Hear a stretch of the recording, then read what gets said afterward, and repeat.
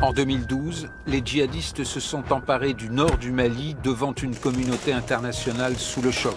There is a very serious threat for peace and security, not only for the whole region, but in my opinion, with global implications. À travers le film de Jean Crépu, on revoit les débuts de l'opération Barkhane.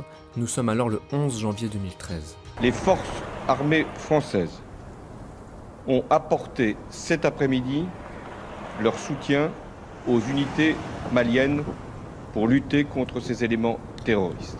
Les soldats français ont fait des choses, mais hallucinants. Le saut en parachute sur Tombouctou, la façon dont on a envoyé les gens sans logistique, parce qu'il fallait mettre des soldats tout de suite avant d'avoir un dispositif tout à fait construit. J'ai eu le vertige en me disant, mais qu'est-ce qu'on fait ? Mais qu'est-ce qu'on fait ? Alors je crois qu'il faut bien comprendre qu'en 2012, il y a eu une opération militaire qui a plutôt bien fonctionné, les villes ont été libérées, mais la crise malienne, elle, était quand même plus profonde. Alors, les Français ont un peu contenu les choses, mais les Français ne pouvaient pas régler l'ensemble des problèmes du Mali. Et donc, ils ont été associés à l'échec d'une certaine façon.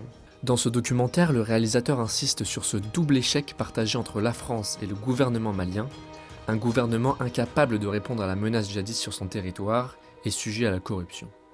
Le régime malien, en fait, finalement, qui était censé être un modèle en Afrique, finalement n'était qu'un modèle de façade, quoi, en fait. Ce qui me dégoûte, c'est qu'on a investi des centaines de millions d'euros pour soutenir des gouvernements fantoches.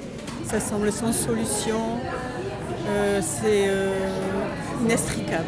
Une situation inextricable qui va mener des Français à se retirer de l'opération Barkhane le 10 juin 2021. Nous ne pouvons pas sécuriser des zones qui retombent dans l'anomie parce que des États décident de ne pas prendre leurs responsabilités. À l'aide de ces témoignages exclusifs, Jean Crépu raconte l'échec de l'État malien et celui de la communauté internationale face à la montée du djihadisme. Un échec entraînant la population dans une impasse.